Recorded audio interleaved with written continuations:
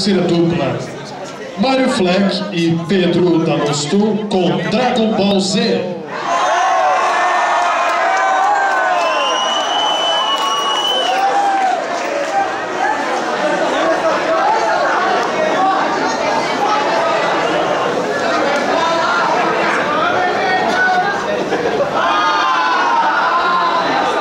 Nem dá pra ver. Goku finalmente chegou a Namekusei. Após uma fácil batalha contra as forças especiais, só resta um último desafio: o terrível líder Ginyu. Força, Goku! Lute com todo o seu poder! Goku é Ginyu e Ginyu é Goku?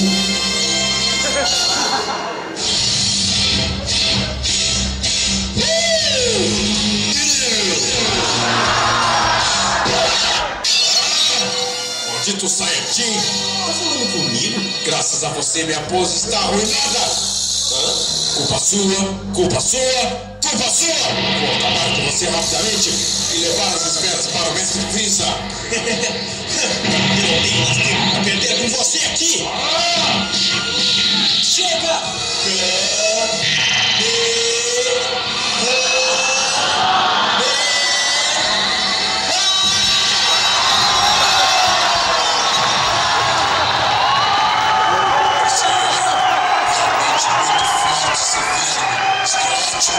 Vamos acabar com isso bem rapidamente.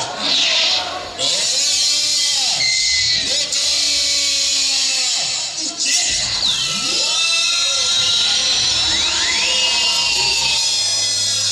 O que é isso? Por que meu corpo está aí?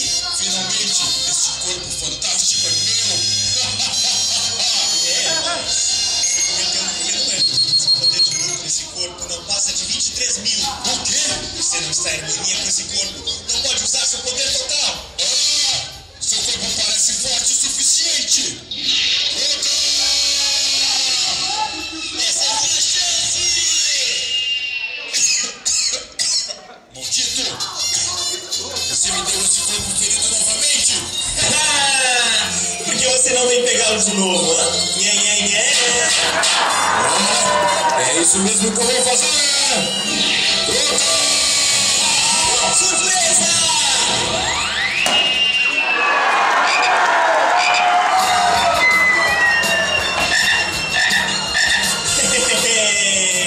Problema resolvido. Agora vejamos. O Kid Freeza não está muito longe.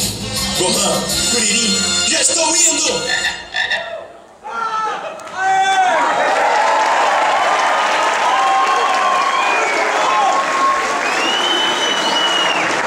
Essa foi a terceira dupla com Mário Fleck e Pedro D'Alosto, Dragon Ball.